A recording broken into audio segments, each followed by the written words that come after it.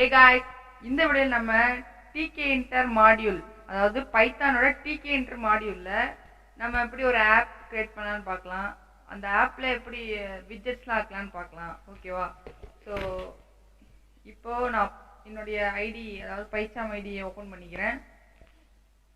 First எப்பயுமே எல்லா மாடியூல்ஸையும் import பண்ணிக்கணும் பைத்தானை பொறுத்த வரைக்கும். First import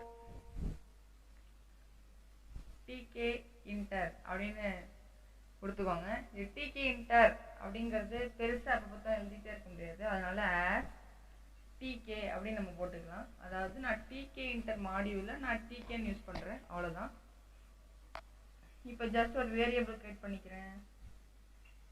okay, root is equal to மேல இம்போர்ட் பண்ணிருக்கேன் பாருங்க, tk டாட்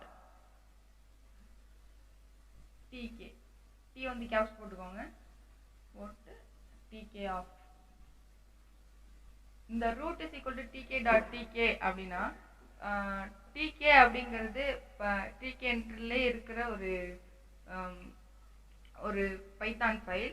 அந்த பைத்தான் ஃபைல் என்ன பண்ணுன்னா ஒரு விண்டோ கிரியேட் பண்ணும். ஓகேவா? அந்த விண்டோல நம்ம அப்படியே விட்ஜெட்ஸ்லாம் அப்படியே எடுத்து ஒட்டிக்கலாம். ஓகேவா? root dot geometry double quotes போட்டுக்கோங்க. ஓகே, இப்போ நம்ம இந்த விண்டோவுக்கு ஜியோமெட்ரி செட் பண்ண போறோம். நான் ஜஸ்ட் 300 int 300 அப்படின்னு கொடுக்கணும். இன்ட்னா வேற ஒன்றும் இல்லை, எக்ஸ் தான்.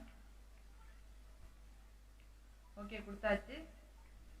ரூட் டாட் அந்த விண்டோவுக்கு இப்போ நம்ம டைட்டில் ஆட் பண்ண போகிறோம். அதாவது டாப்பில் வரும் பார்த்தீங்களா டைட்டில், அந்த டைட்டில் நம்ம இப்போ கொடுக்க போகிறோம். இங்கே என்ன கொடுக்கலான்னா நான் ஜஸ்ட் சாம்பிள்னு கொடுத்துக்கிறேன், நீங்கள் எதனா கொடுத்துக்கலாம், உங்கள் டைட்டில் கொடுங்க. ஓகே, கடைசியாக ரூட் டாட் மெயின் லூப் போட்டால் தான் மெயினாக இந்த லூப்போட ரன் ஆகும், இல்லைன்னா உங்களுக்கு டக்குன்னு ஒரு விண்டோ வந்துட்டு போயிடும். ஓகே, இதை ஜஸ்ட் நம்ம ரன் பண்ணி பார்க்கலாம். ஓகே, இப்போ பார்த்தீங்கன்னா நமக்கு ஒரு விண்டோ கிரியேட் ஆகிருக்கு. அதாவது நம்ம கொடுத்த ஜியோமெட்ரி 300 × 300 அந்த டைமென்ஷன்ஸில் நமக்கு இங்கே பாருங்கள் சாம்பிள் அப்படிங்கிற டைட்டிலோட நமக்கு வந்திருக்கு. ஓகே, இந்த இடம் பாருங்க அப்படியே ஃபுல்லா வெள்ளையா இருக்கு. இது வந்து நம்ம இந்த கலரை எப்படி சேஞ்ச் பண்ணலாம்னு இப்போ பார்க்கலாம். அதுக்கு ரூட் டாட் கான்ஃபிக் ஆஃப் அப்படி போட்டுக்கோங்க. அந்த பிராக்கெட்ஸ்குள்ள bg is equal to single கோட்ஸ்ல நம்ம என்ன கலர் வேணா எழுதிக்கலாம். நம்ம சேனலோட கலர் ஆரஞ்சு நான் கொடுத்துக்கிறேன். ஓகே, இப்போ நம்ம ரன் பண்ணி பார்க்கலாம். ஓகே, இப்போ அந்த வெள்ளையாக இருந்த பேக்ரவுண்ட் இப்போ ஆரஞ்சு கலராக மாறிடுச்சு. ஓகேவா? இப்போ தான் மெயினாகவே இருக்கும். என்னென்னா இப்போ நம்ம வந்து அதில் வந்து ஒரு பட்டன் ஆட் பண்ண போகிறோம். ஓகேவா? ஜஸ்ட் நான் ஒரு வேரியபிள் கிரியேட் பண்ணிக்கிறேன். btn is equal to tk dot P caps போட்டுக்கோங்க பட்டன். ஓகே, இப்போ நம்ம btn அப்படின்னு ஒரு வேரியபிள் கிரியேட் பண்ணிருக்கோம். அதில் நம்ம பட்டன் தான் இந்த btnக்குள்ள இருக்கும். ஓகேவா? அந்த பட்டன் எதில் வரணும்னு ஃபர்ஸ்ட் எழுதுங்க. நம்ம ரூட் அதாவது அந்த விண்டோக்குள்ளே தான் வரணும், அதனால நான் ரூட் போட்டுக்கிட்டேன். டெக்ஸ்ட் இஸ் ஈக்குவல் டு அந்த பட்டன் மேலே எதனாச்சும் எழுதணும்னா நீங்கள் எழுதிக்கலாம். டெக்ஸ்ட் இஸ் ஈக்குவல் டு அந்த சிங்கிள் கோட் போட்டு நீங்கள் எழுதணும். நான் ஜஸ்ட் வே டு அலர்ட் அப்படின்னு கொடுத்துக்கிறேன். ஓகேவா? இப்போ இதை ரன் பண்ணி பார்க்கலாம். ஓகே, நான் ஃபுல் ஸ்க்ரீன் கூட வச்சு பாருங்க. இங்கே எந்த இடத்துலையுமே அந்த பட்டனே இல்லை. ஆக்சுவலாக ஏன் இந்த பட்டன் இல்லை அப்படின்னு உங்களுக்கு ஒரு கேள்வி வரலாம். ஏன்னா அந்த பட்டனை நம்ம பேக்கோ அதை எங்கே வைக்கணும்னு நம்ம சொல்லவே இல்லை. அதனால அந்த பட்டன் இந்த ஸ்க்ரீனில் விசிபிளாக இல்லை. இப்போது btn டாட் பேக், அதாவது அந்த பட்டனை நான் பேக் பண்ணி வச்சுட்டேன். அந்த 7th லைன் ஆஃப் கோடுக்கு அதான் அர்த்தம். அதாவது அந்த btn அப்படிங்கிறத நான் பேக் பண்ணி அந்த விண்டோக்குள்ளே வச்சிட்டேன், அவ்வளோதான். ஓகேவா? இப்போ அதை ரன் பண்ணி பார்ப்போம். இப்போ பார்த்தீங்கன்னா வே டு அலர்ட் அப்படிங்கிற ஒரு பட்டன் வந்திருக்கு. இதை நம்ம ஜஸ்ட் கிளிக் பண்ணிக்கலாம். ஆனால் கிளிக் பண்ணால் ஒன்றுமே ஆகலை. ஓகேவா? இது ஜஸ்ட் நம்ம ஒரு பட்டன் தான் க்ரியேட் பண்ணிருக்கோம். இந்த பட்டனுக்கும் இப்போ நம்ம கலர் சேஞ்ச் பண்ணி பார்ப்போமா? அந்த பேக்ரவுண்ட் கலரு வாங்க சேஞ்ச் பண்ணலாம். அதுக்கு இந்த btn tk.button root text இதெல்லாம் போட்டிருக்கோமா? இங்கே பக்கத்தில் கமா போட்டு bg bgனா பேக்ரவுண்டு. ஓகேவா? bgனா பேக்ரவுண்ட். அந்த பேக்ரவுண்ட் கலரை இப்போ நம்ம சேஞ்ச் பண்ண போகிறோம். அதாவது நான் ஷியான் கொடுத்துக்கிறேன். ஷியான் கொடுத்துட்டு இப்போ இதை ரன் பண்ணலாம். ஓகே, அந்த பட்டனோட பேக்ரவுண்ட் மட்டும் மாறிடுச்சு பாருங்க, ஷியானா மாறிடுச்சு. ஆனால் பாருங்க பட்டன் சாதாரணமாக ஷியானில் தான் இருக்குது.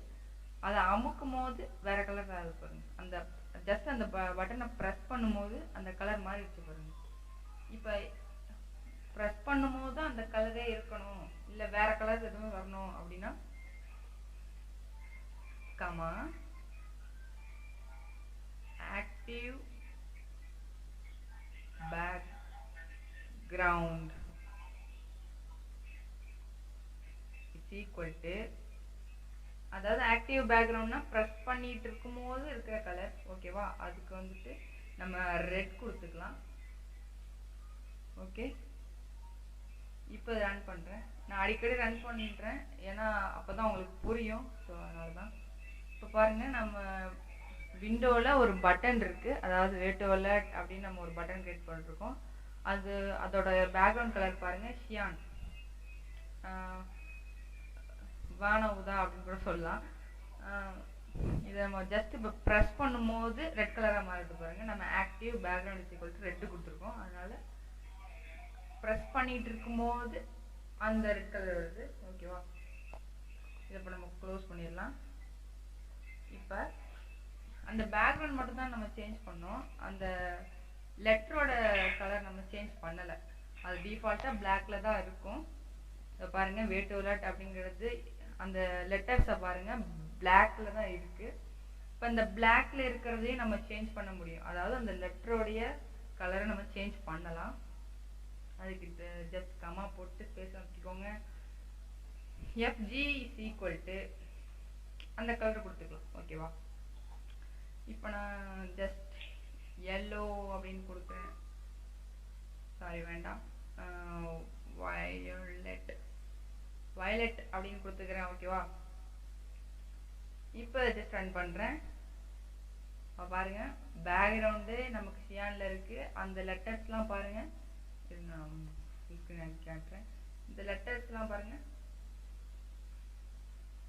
பார்த்தீங்களா?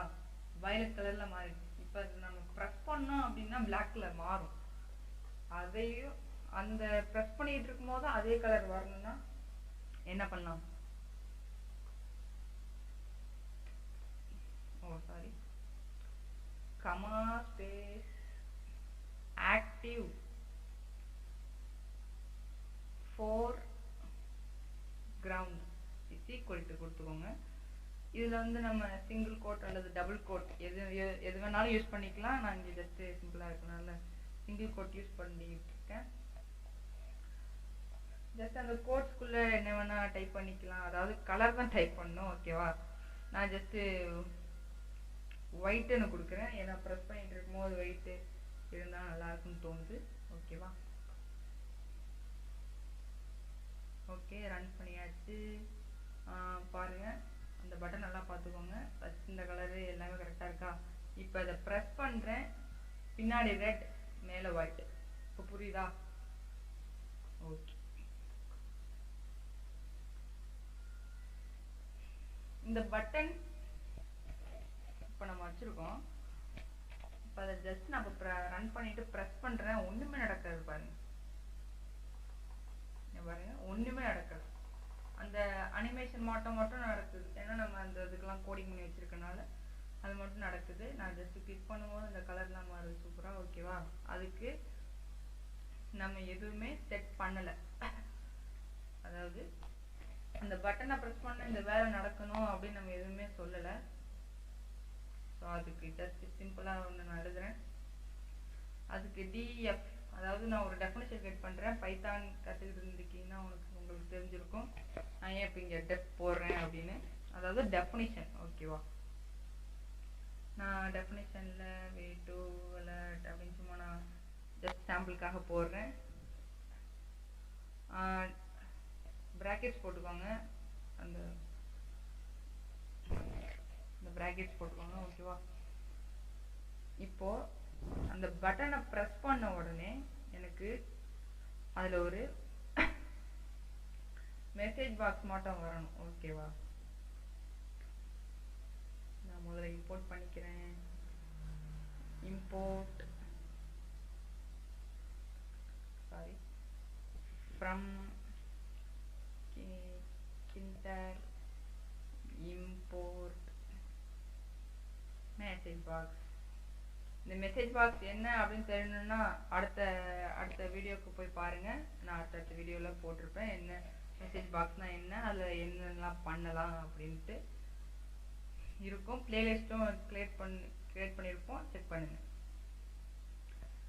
ஓகே, பட்டனை கிளிக் பண்ணோன்னே எனக்கு message box dot show info, நான் ஃபஸ்ட்டு டைட்டில் கொடுத்துக்கிறேன். அடுத்தது என்ன மெசேஜோ அதை கொடுத்துக்கிறேன்.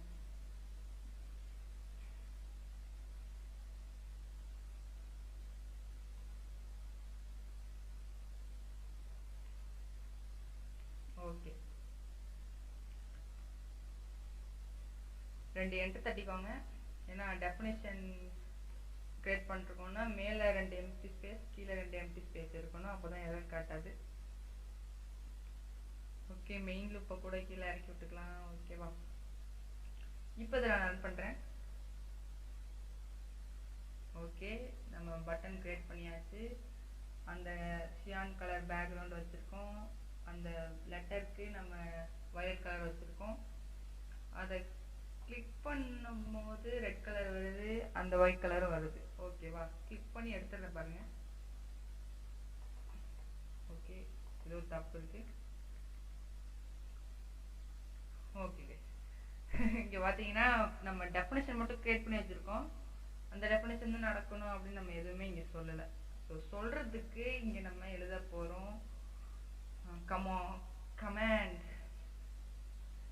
இஸ் ஈக்குவல் டு, மேலே நம்ம டெஃபினேஷன் கொடுத்துருக்கோமா, இங்கே பாருங்கள், வே டு அலர்ட். இங்கே பாருங்கள், வே டு அலர்ட். இந்த பேரை நல்லா பார்த்து வச்சுக்கோங்க, இல்லைன்னா அதை ஜஸ்ட் காப்பி பண்ணுங்கள். காப்பி பண்ணிவிட்டு இந்த இடத்துல போயிட்டு பேஸ்ட் பண்ணுங்கள். சரி, ஓகே. மேலே 2 ப்ராக்கெட் கொடுத்துருக்கோம்மா, ப்ராக்கெட் கொடுத்துருக்கோம்ல, அந்த ப்ராக்கெட் நீங்கள் போடக்கூடாது. ஏன் போடக்கூடாதுன்னு நான் உங்களுக்கு சொல்கிறேன். ஃபஸ்ட்டு போடாமல் ரன் பண்ணுவோம்.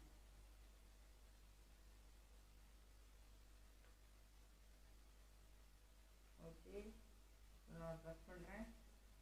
ப்ரெஸ் பண்ணோன்னே நமக்கு ஒரு மெசேஜ் பாக்ஸில் வெல்கம் அப்படின்னு வந்துட்டு subscribe to way to alert அப்படின்னு வருது. ஓகேவா? நல்லா இருக்குல்ல, சூப்பராக.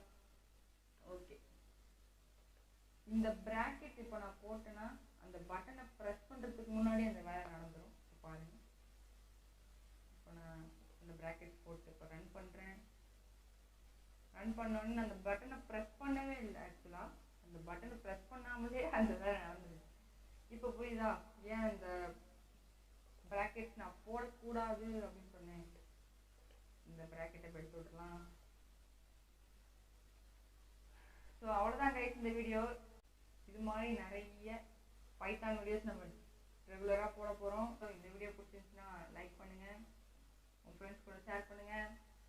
மறக்காம வே டு